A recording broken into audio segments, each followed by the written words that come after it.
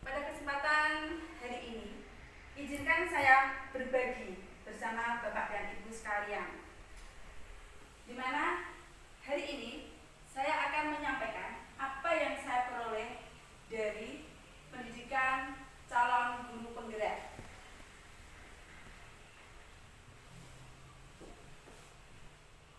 Pada kesempatan kali ini saya akan menyajikan materi budaya positif. Yang pertama ada disiplin positif dan nilai-nilai kebajikan universal. Pertama kita akan mempelajari perubahan paradigma, di mana di sini kita umpamakan kita memegang sesuatu, kertas bertuliskan sesuatu yang sangat pribadi, rahasia, dan tidak boleh ada seorang pun yang tahu isi dari apa yang kita dalam tulisan tadi. Sedangkan di sini diumpamakan kita A dan teman kita B. Teman kita ingin melihat apa isi dari tulisan yang kita pegang tadi. Berbagai upaya si B teman kita tadi merayu kita, mengancam kita, bahkan dengan berbagai cara untuk kita membuka genggaman tangan kita. Menurut Bapak Ibu, apakah Bapak Ibu akan membuka genggaman tangan ini dan memperlihatkan pada teman kita yang B atau tidak?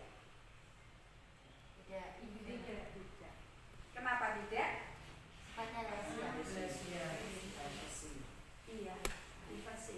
Hanya kita yang tahu, karena kita mempunyai prinsip tadi yang pertama ya. Kita punya keyakinan bahwa apa yang kita pegang ini adalah milik kita, hanya kita yang tahu. Orang lain tidak boleh tahu. Jadi di sini pemegang kontrol adalah diri kita sendiri. Orang lain tidak bisa mengontrol kita, tidak bisa memerintahkan kita. Sehingga di sini sebagai peran kontrol adalah diri kita sendiri.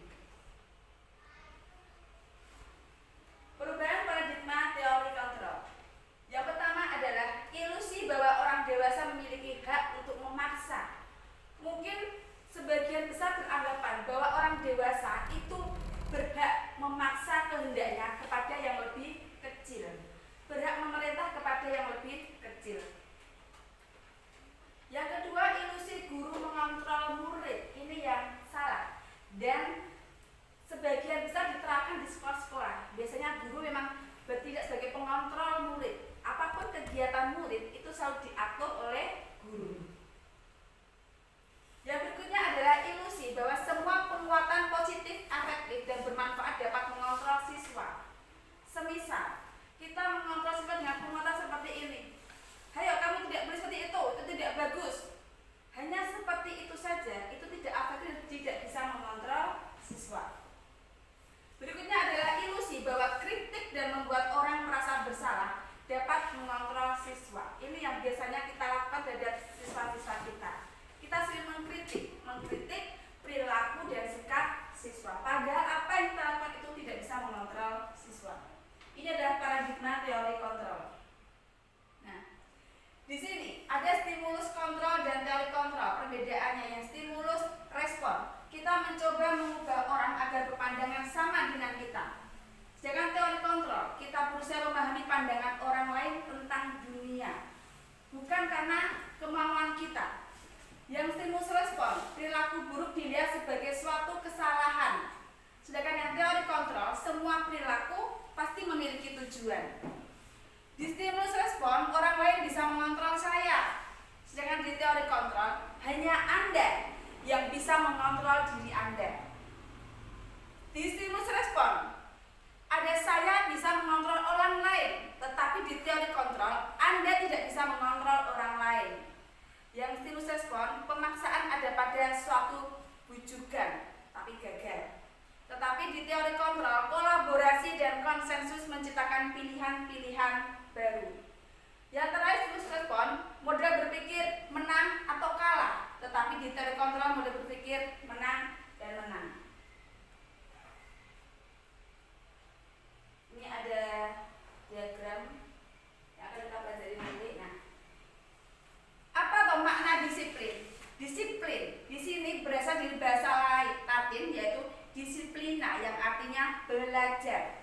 Makna asal dari kata berkonotasi dengan disiplin diri dari murid-murid, yaitu sesuai dengan prakata dari Socrates dan Plato. Disiplin diri membuat orang menggali potensinya menuju. Disiplin telah berubah menjadi sesuatu yang dilakukan seseorang pada orang lain untuk mendapatkan kepatuhan. Kecenderungan umum adalah menghubungkan kata disiplin dengan ketidaknyamanan, bukan dengan apa yang kita hargai atau pencapaian suatu tujuan mulia. Maksudnya seperti ini. Biasanya budaya disiplin ini, budaya kita ini kita mendisiplinkan anak dengan tata tertib. Biasanya di setiap sekolah ada tata tertib yang harus dijalankan oleh anak, yang harus dipatuhi oleh anak. Padahal dalam tata tertib tersebut itu tidak akan membuat anak mengalami perubahan secara terus-menerus, akan tetapi akan berdampak di kemudian hari, karena sifatnya adalah eksternal bukan internal. Nilai-nilai kebajikan universal. Nilai-nilai kebajikan adalah sifat-sifat positif manusia yang merupakan tujuan mulia yang ingin dicapai setiap individu. Jadi di dalam diri seseorang pasti memiliki nilai-nilai kebajikan yang beliau anggap benar, dan nilai-nilai kebajikan itulah yang harus ditiru. Di sini nilai kebajikan yang ingin dicapai oleh setiap anak Indonesia kita kenal dengan profil pelajar Pancasila yang saat ini sedang ditekankan. Dan kita telah melaksanakannya di kelas 1 dan kelas 4 tentang pendidikan profil pelajar Pancasila yang berisi beriman, bertakwa kepada Tuhan Yang Maha Esa dan berakhlak mulia, mandiri, bernalar kritis, berkebinekaan global, bergotong royong dan kreatif. Yang kedua ada teori motivasi, hukuman, dan penghargaan serta restitusi. Teori motivasi perilaku manusia. Yang pertama, motivasi yang menyertai diri manusia adalah untuk menghindari ketidaknyamanan atau hukuman. Apa yang akan terjadi apabila saya tidak melakukannya? Biasanya ini yang ada pada diri siswa.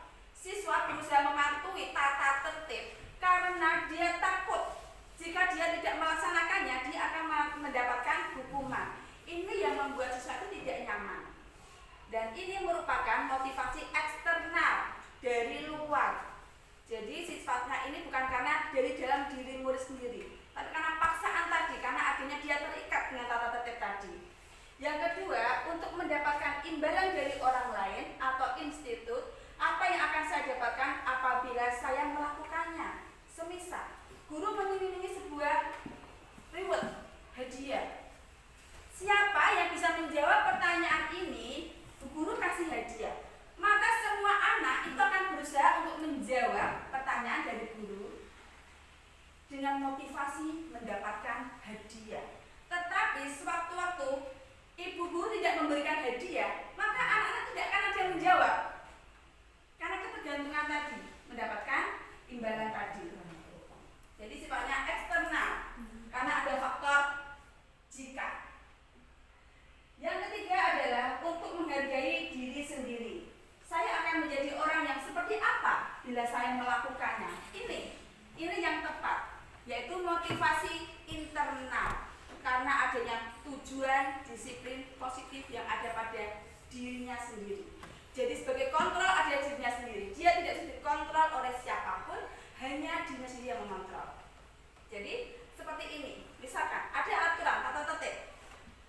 Sampai di sekolah pukul 7 tepat itu sudah mulai pembelajaran. Jika dalam diri anak sudah tertanam keyakinan saya harus berangkat tepat waktu, sebelum jam 7 saya sudah sampaikan, jam 7 sudah pembelajaran, sudah masuk kelas, maka anak itu setiap hari tidak pernah berangkat terlambat, pasti akan berangkat sebelum jam 7. Ini sebenarnya internal karena ada kontrol dari dalam dirinya sendiri, bukan karena paksaan tata tertib tadi. Nah, karena menurut filosofi Ki Hajar Dewantara tentang kata merdeka, merdeka itu artinya tidak hanya terlepas dari perintah, akan tetapi juga cakap buat memerintah diri sendiri.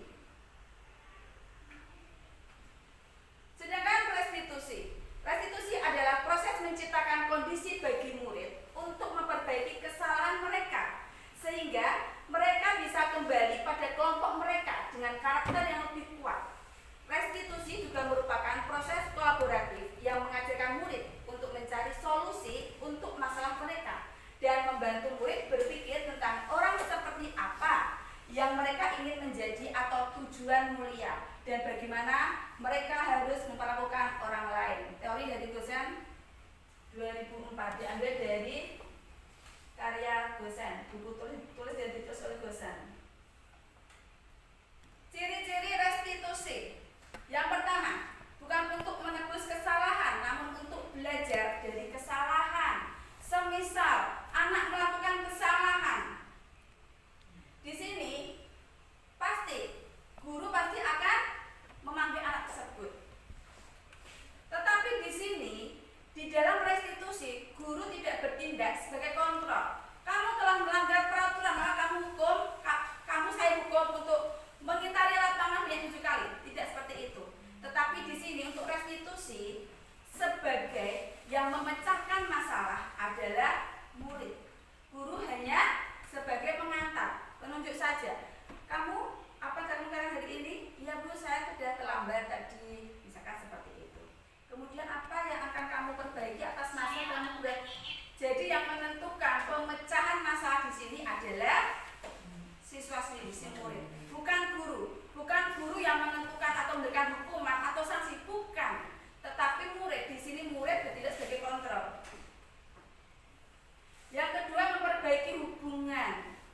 Fungsi restitusi ciri-cirinya adalah memperbaiki hubungan agar tidak ada rasa dendam pada diri murid. Jika murid melakukan kesalahan dan guru memberikannya hukuman, maka efeknya itu psikologis sampai nanti si murid dewasa pasti akan mengingat. Bu guru yang A itu dulu waktu saya masih SD, saya pernah dihukum. Saya disuruh push up di tengah lapangan 100 kali. Pasti. Pengalaman masa lalu itu pasti yang indah dan yang buruk akan selalu melekat di hati. Yang ketiga, tawaran, bukan paksaan. Jadi di sini guru menawarkan apa yang dapat kamu lakukan untuk memperbaiki kesalahanmu. Nah, di sini bukan paksaan. Kamu harus melakukan ini untuk menutup kesalahanmu. Tidak. Berikutnya, restitusi menuntun untuk melihat ke dalam diri. Jadi di sini restitusi ini guru hanya penunjuk. Apakah yang kamu lakukan sudah benar? Nah, dengan kata-kata seperti ini, maka anak akan sadar, oh iya, saya telah melakukan kesalahan. Ini untuk menuntut, untuk melihat ke dalam diri si murid sendiri. Yang kelima, restitusi mencari kebutuhan dasar yang mendasari tindakan. Biasanya anak melakukan suatu kesalahan pasti ada alasannya. Semisal anak terlambat, guru tanya, nah, kenapa kamu terlambat hari ini? Iya, bukan saya bangun kesiangan. Kenapa bisa kesiangan? Tadi malam saya nonton bola sampai malam. Nah, ini karena di sini ada faktor yang mendasari dari keterlambatan tadi. Pasti ada alasannya. Yang keenam, restitusi diri adalah cara yang paling baik. Jelas, restitusi lebih baik daripada pemberian hukuman dan penghargaan. 7. Restitusi fokus pada karakter, bukan tindakan. Jadi ini untuk membangun karakter anak. Sebetulnya semua anak itu memiliki karakter yang baik. Tinggal kita itu menebali karakter itu menjadi jelas agar lebih baik. 8. Restitusi fokus pada solusi. Jadi untuk memecahkan masalah, bukan menambah masalah. Kalau kita memberikan hukuman, kita menambah masalah. Entah itu anak dendam dengan kita, hubungan kita dengan anak menjadi buruk. Tapi dengan restitusi, itu akan terbentuk suatu solusi. Pemecahan masalah dari apa yang dilakukan oleh murid tadi. Yang 9, restitusi mengembalikan murid yang berbuat salah pada kelompoknya. Jadi biasanya anak yang salah itu minder, saya telah melakukan kesalahan. Tapi setelah dia melakukan restitusi, dia akan berubah menjadi baik dan bisa kembali kepada kelompoknya. Dan bisa kembali diterima dengan baik oleh kelompoknya. Berikutnya tentang keyakinan kelas. Mengapa tidak peraturan saja? Mengapa harus keyakinan kelas? Karena peraturan tadi sifatnya mengikat. Sedangkan kalau keyakinan itu berasal dari keyakinan diri siswa sendiri. Jangan untuk mendukung motivasi intrinsik, kembali ke nilai keyakinan-keyakinan lebih menggerakkan seseorang dibandingkan mengikuti serangkaian peraturan-peraturan. Karena Karena kalau sesuai dengan keyakinan, siswa itu melakukannya atas dasar keyakinannya sendiri, bukan karena paksaan. Kalau menggunakan peraturan itu masuknya paksaan. Jadi bukan karena niat atau motivasi dari diri anak sendiri. Berikut dia akan meningkatkan budaya positif dari peraturan kelas menjadi keyakinan kelas sehingga menjadi lingkungan yang positif dan menjadi budaya yang positif. Karena sesuatu yang kita lakukan secara terus-menerus akan menjadi sebuah budaya atau kebiasaan.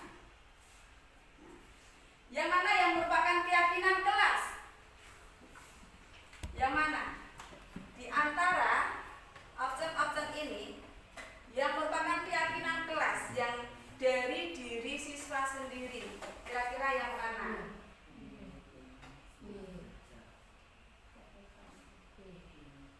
Yang mana? Yang B. Kami murid yang semangat belajar. Jika sudah menanamkan pada dirinya keyakinannya tentang semangat belajar, maka apapun yang ada di sekolah dia akan semangat melaksanakannya. Karena di sini sudah semangat belajar. Dan kegiatan pendalaman keyakinan kelas bisa dibuat menggunakan tabel T dan juga Z. Nah, seperti ini. Ini tabel Z, bisa tampak terdengar, terlihat, atau berperilaku. Tampak seperti datang tepat waktu, tidak tampak seperti sering hadir terlambat. Ini kebalikannya. Jadi ini untuk pendalaman keyakinan, kebalikan, tampak seperti dan tidak tampak seperti. Berikut perbedaan antara peraturan dan keyakinan kelas. Yang pertama, selalu kembalikan buku ke tempatnya. Berarti keyakinan kelasnya apa? Tanggung jawab. Tanggung jawab murid. Setelah beliau meminjam buku, membaca buku, maka harus mengembalikan ke tempatnya. Itu tanggung jawabnya. Dilarang mengganggu orang lain. Berarti keyakinan kelas dalam hal menghormati orang lain. Hadir di sekolah 15 menit sebelum pembelajaran dimulai. Berarti menghormati orang lain atau berkomitmen. Kalau saya harus hadir 15 menit sebelum pembelajaran dimulai. Dilarang melakukan kekerasan. Keyakinan kelasnya keselamatan dan menghormati orang lain. Karena kekerasan itu merugikan orang lain, maka kita harus menghindarinya karena ini demi keselamatan. Dilarang menggunakan narkoba, hubungannya dengan kesehatan. Bergantian atau menunggu giliran, menghormati orang lain, bersabar. Gunakan masker tentang kesehatan dan keselamatan diri kita sendiri. Jangan berlari di kelas atau koridor. Itu tentang keselamatan diri kita dan juga keamanan diri kita sendiri.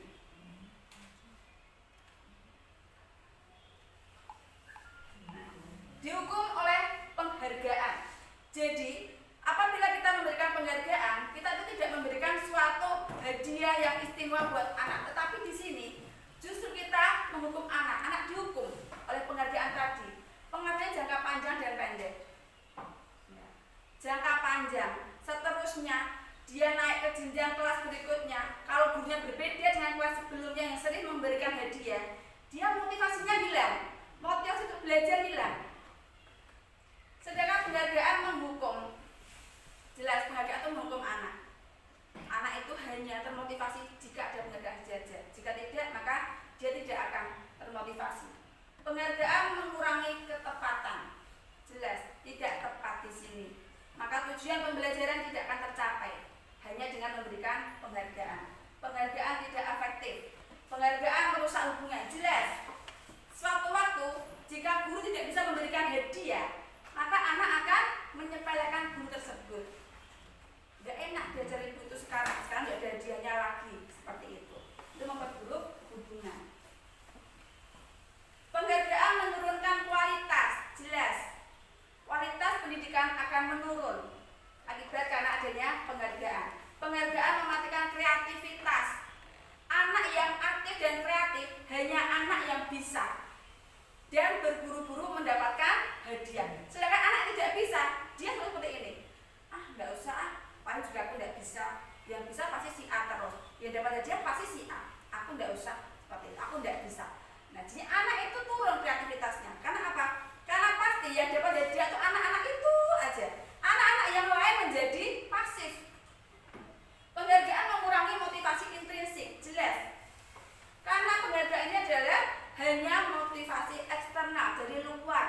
Jika tidak diberi hadiah maka tidak ada motivasi karena adanya kontrol dari orang lain, bukan kontrol dari dirinya sendiri. Ini beberapa tindakan guru. Mencatat 100 kali di dalam buku kalimat. Saya tidak akan terlambat lagi karena terlambat ke sekolah. Mencatat 100 kali, maksudnya hukuman. Ini zaman dulu pernah saya alami. Kalau saya melakukan kesalahan, saya disuruh menulis 100 kali di kertas. Saya tidak akan mengulangi perbuatan saya lagi. Itu zaman saya SD. Itu berlaku seperti itu hukuman. Lari mengelilingi lapangan basket 2 kali karena terlambat hadir di sekolah. Sering ini. Dulu jika terlambat, itu pasti disuruh mengelilingi lapangan. Dan dulu pernah saya terapkan pada murid saya dulu. Sebelum saya tahu bahwa itu adalah hukuman yang saat diterapkan. Murid diminta untuk push up 15 kali karena tidak menggunakan masker ke sekolah. Ini juga hukuman. Menggantikan kertas tugas teman yang telah dicoret-coret. Maksudnya apa? Konsekuensi. Jadi dia itu tanggung jawab karena sudah mencoret-coret kertas teman, maka dia harus mengganti. Ini bukan hukuman, karena ini konsekuensi. Dia harus mengganti sesuatu yang tadi rusaknya.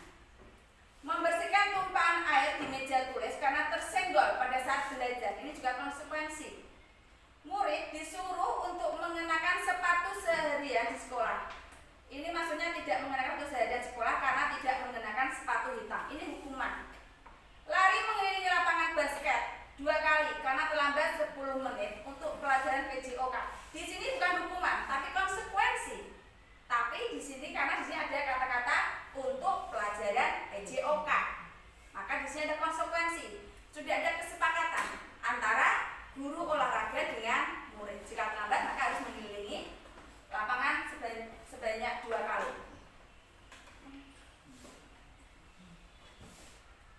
Perbedaan antara hukuman dan konsekuensi. Jelas tadi, hukuman dan konsekuensi itu jelas sekali. Hukuman sesuatu yang menyakitkan harus terjadi, dan konsekuensi sesuatu yang memang harus terjadi. Hukuman membuat anak sakit fisik untuk jangka waktu lama, baik fisik maupun sakit hati. Itu pasti untuk jangka waktu lama. Dan konsekuensi membuat anak merasa tidak nyaman dalam jangka waktu pendek. Aku suruh ganti buku, itu pasti tidak nyaman.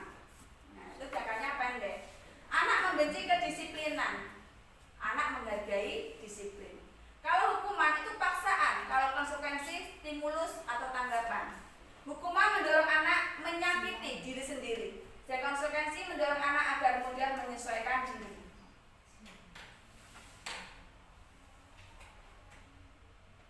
Ini adalah perbedaan antara hukuman, konsekuensi, dan restitusi.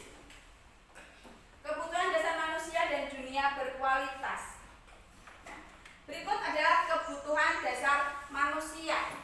Yang pertama yaitu kasih sayang dan rasa diterima. Setiap orang pasti memiliki kebutuhan untuk mendapatkan kasih sayang dan rasa diterima di lingkungannya, baik di lingkungan masyarakat, di lingkungan kelas, sekolah, keluarga. Rasa ingin diperhatikan itu pasti ada, terutama anak-anak. Anak-anak itu sering mencari perhatian guru agar dia mendapatkan perhatian kasih sayang dari guru. Dan anak-anak sering mengambil temannya yang satu ke temannya yang lain dengan apa? Agar dia ingin diterima oleh teman-temannya yang lain. Kemudian penguasaan.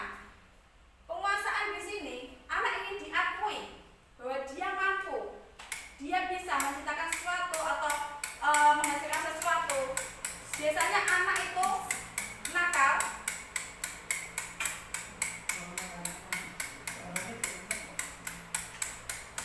Mas matiin ya mas, kita sih mas. Tak matiin tadi ya, tak matiin jangan mas. Soalnya berisik. Soalnya mau berisik tak matiin.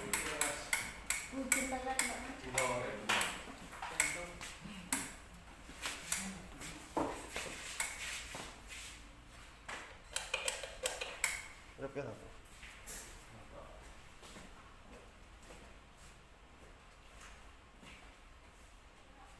Mati mbak. Dia mesti gak punya mati.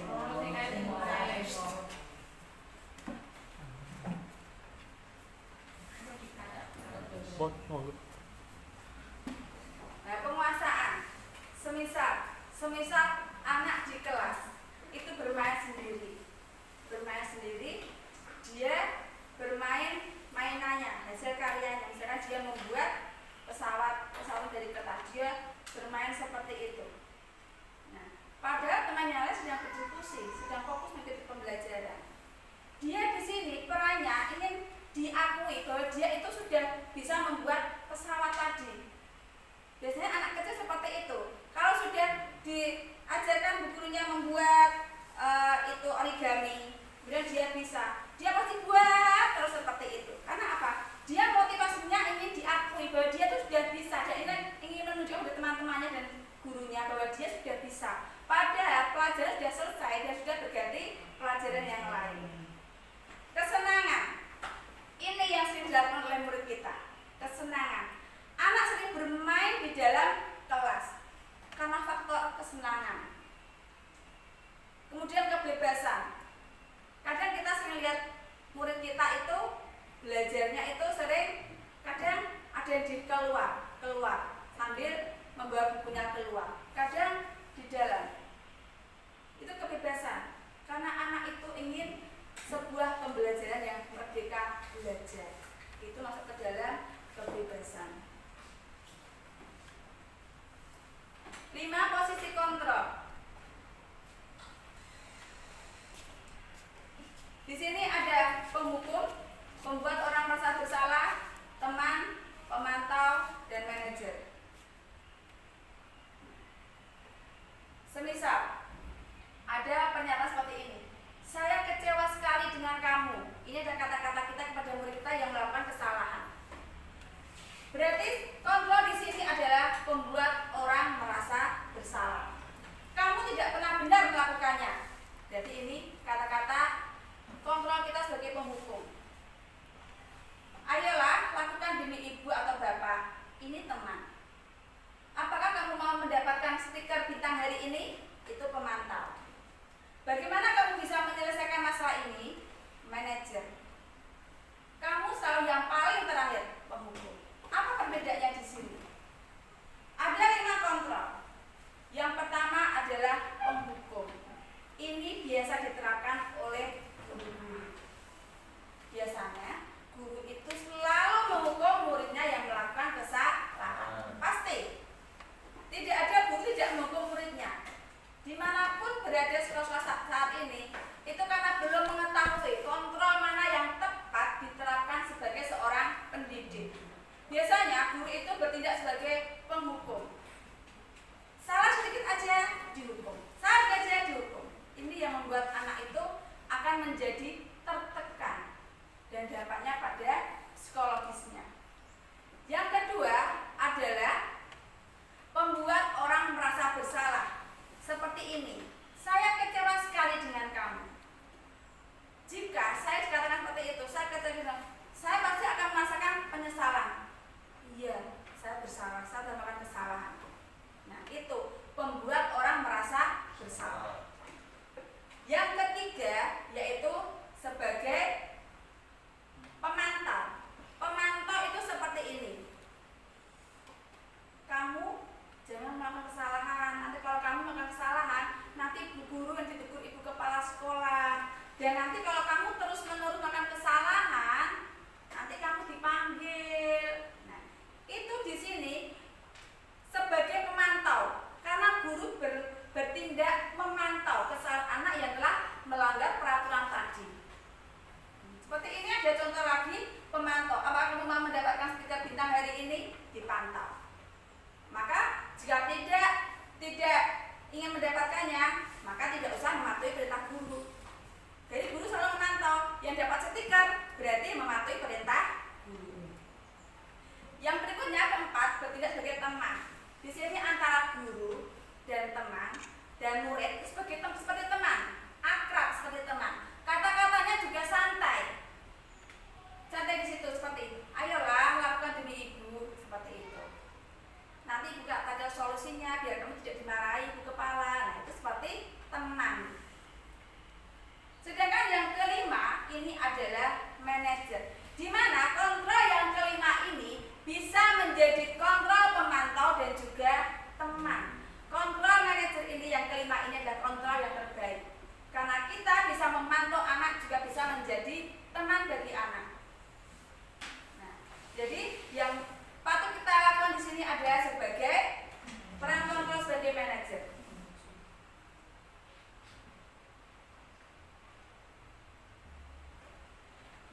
Jika kita melakukan peran kontrol kita sebagai manajer, maka kita akan mengatasi segala masalah murid dengan jalan restitusi, tidak memberikan hukuman, tanpa memberikan penghargaan yang akan berakibat tidak baik ke depannya bagi anak-anak, di sini kita akan memberikan restitusi.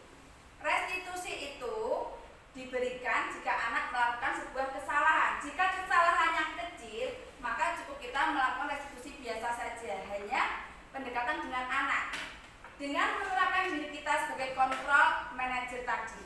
Tetapi jika kasusnya besar, masalah yang dibuat anak itu besar, maka perlu dilakukan dengan langkah segitiga restitusi. Nah, ini ada segitiga restitusi.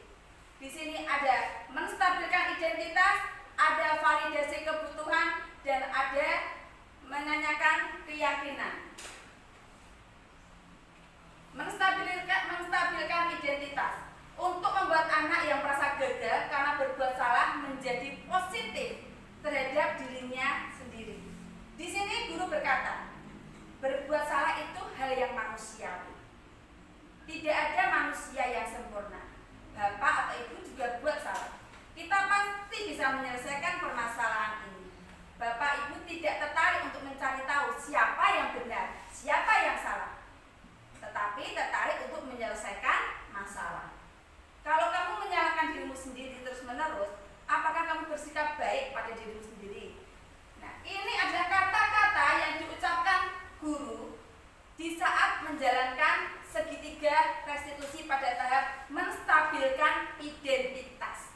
Jadi kata-katanya tidak seperti ini. Kamu telah membuat salah. Tidak. Tapi berbuat salah itu hal yang manusiawi. Pasti jika anak dikatakan seperti itu, dalam hatinya pasti tertanam seperti ini. Iya. Semua orang pasti kan punya dosa, punya salah. Nah, guru juga pernah salah dulu. Pernah melakukan kesalahan seperti kamu, anak seperti ini. Berarti bukan hanya saya saja yang bersalah. Tapi kalau seperti tadi, seperti membuat orang bersalah tadi, nah, karena pasti gini.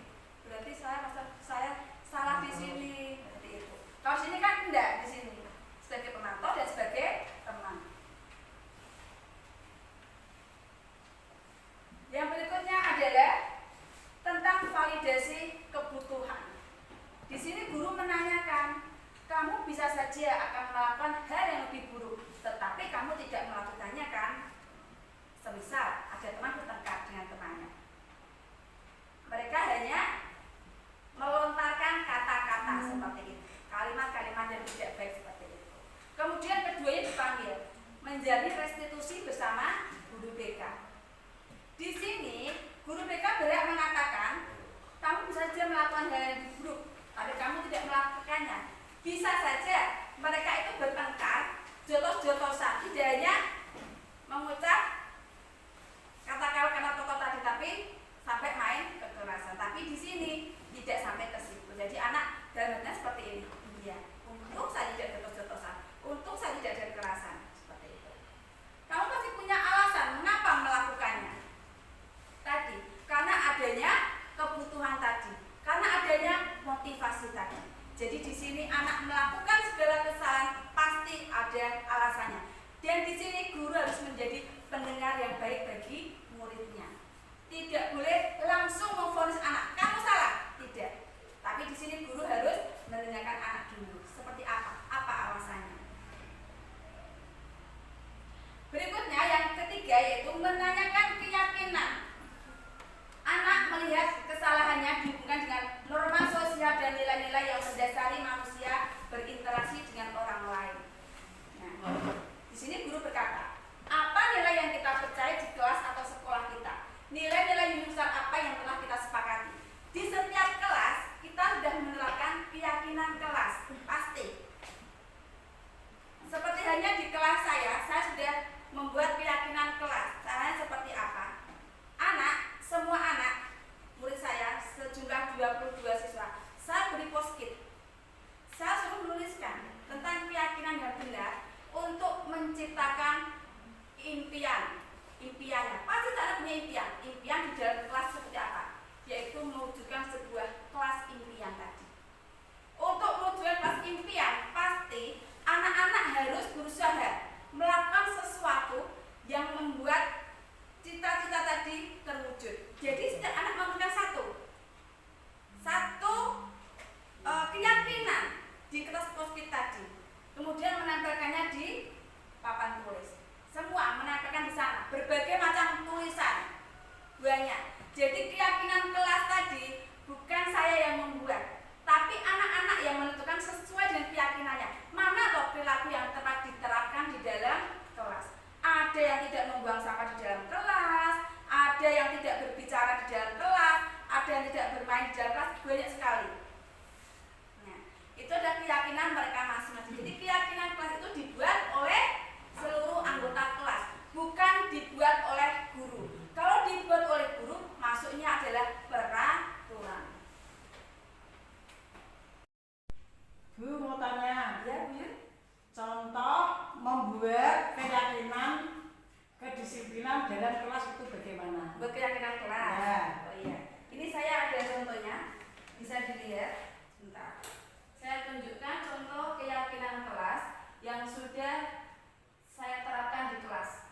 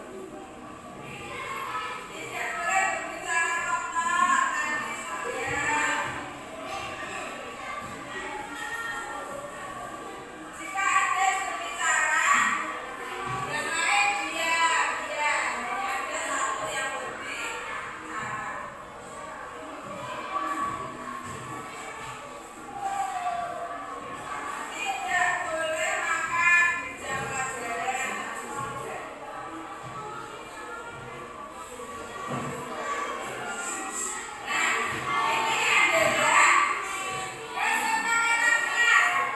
sudah kita buat bersama.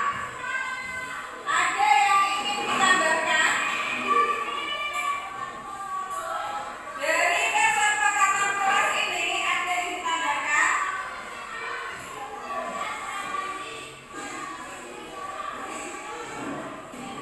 Dari kesimpulan ini, maka kita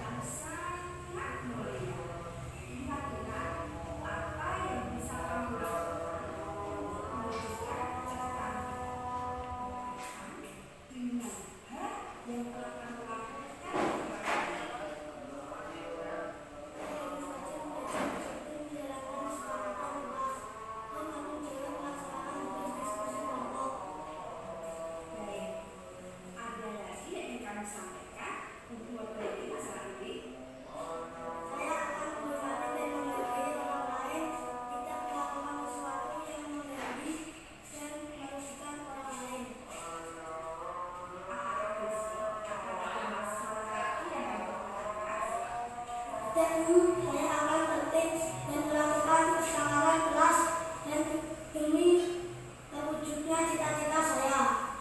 Baik, saya hargai usahamu untuk memperbaiki diri. Semoga tercapai cita-citamu. Amin. Semoga sukses juga ya. Pas dengan doa.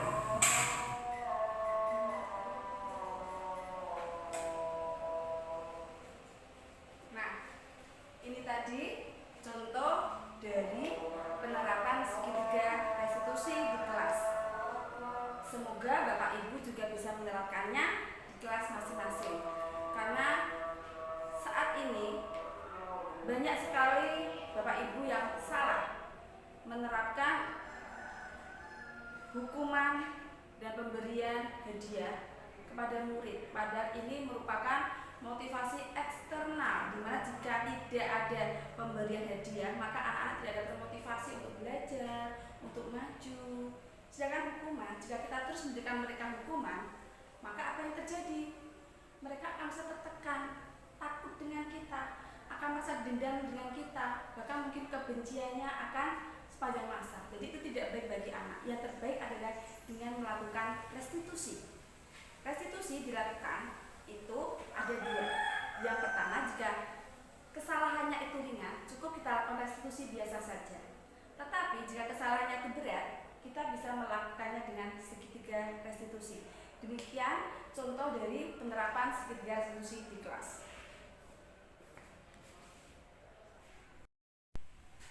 Berikut akan saya tampilkan bentuk kedisiplinan yang sudah membudaya di dalam kelas dan mungkin juga sudah membudaya pula di kelas Bapak Ibu sekalian.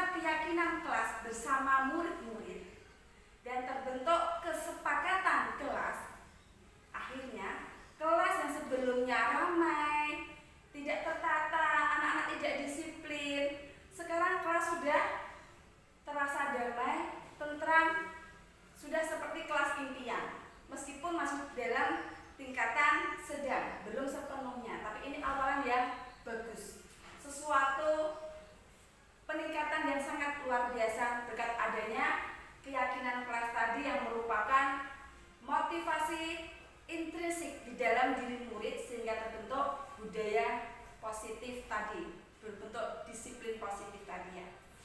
Nah, sudah mas. Baik, dampak dari disiplin positif dan adanya langkah-langkah segitiga restitusi yang diterapkan di kelas saya itu juga berpengaruh terhadap perasaan anak-anak. Bagaimana komentar anak-anak? Ini ada beberapa contoh dari perasaan anak-anak setelah adanya keyakinan kelas dan restitusi, pelaksanaan restitusi di dalam kelas. Berikut beberapa perasaan dari anak setelah melakukan keyakinan kelas.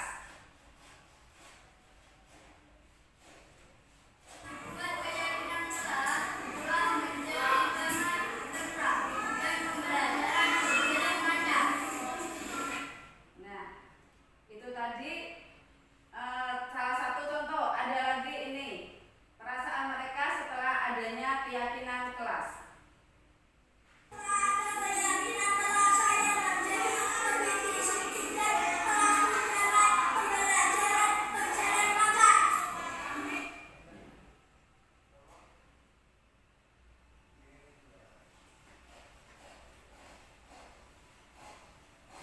Berikutnya adalah perasaan dari siswa yang sudah menerapkan segitiga restitusi karena dia yang tadi saya berikan contoh tadi, dia telah melakukan kesalahan yaitu bermain di dalam kelas dan tidak saya beri hukuman, melainkan saya terapkan dari segitiga restitusi. Jadi tidak saya hukum ataupun tidak saya beri kekerasan atau saya marahi, tapi dengan penerapan segitiga restitusi. Berikut ungkapan dari siswa tersebut. Assalamualaikum warahmatullahi wabarakatuh. Perasaan saya setelah melakukan restitusi, saya merasa lega dan senang karena bisa introspeksi diri dan bisa memperbaiki diri menjadi lebih baik demi terwujudnya cita-cita. Wassalamualaikum warahmatullahi wabarakatuh. Nah, demikian tadi ungkapan perasaan dari anak-anak. Jadi mereka tidak merasa tertekan, mereka melakukan segala keyakinan kelas dari hati mereka, bukan karena paksaan. Demikian pula dengan setelah menjalani segitiga restitusi, mereka tidak merasa terbebani atau tersiksa dengan adanya restitusi tersebut. Justru mereka bisa introspeksi diri, bisa memperbaiki diri, sehingga mereka yakin dengan adanya keyakinan kelas, dengan adanya segitiga restitusi, mereka dapat mencapai cita-cita mereka.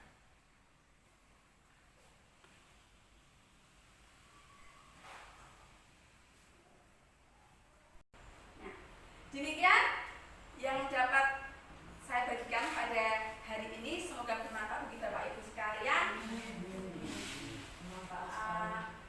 Apabila ada yang perlu ditanyakan, saya persilakan, atau mungkin bisa menambahkan atau memberikan umpan balik bagi saya persilakan. Ya, monggo Bu.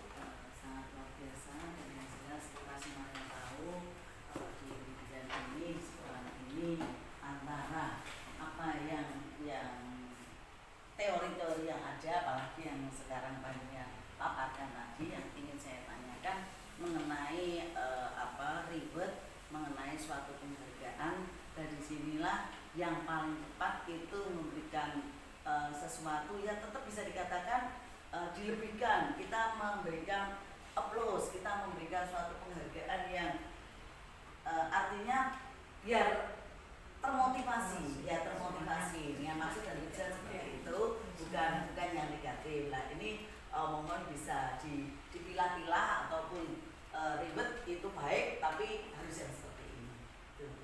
Ya, terima kasih Bu Li. Saya coba menjawab dan menanggapi. Reward tadi itu penghargaan. Memang penghargaan itu sejenis bagi anak itu membuat anak ketagihan. Dan itu jika diberikan secara terus menerus, maka anak yang lain yang tidak pernah mendapatkan reward itu pasti jadi pasif karena yang dapat pasti anak itu. Lah bagaimana cara menanamkan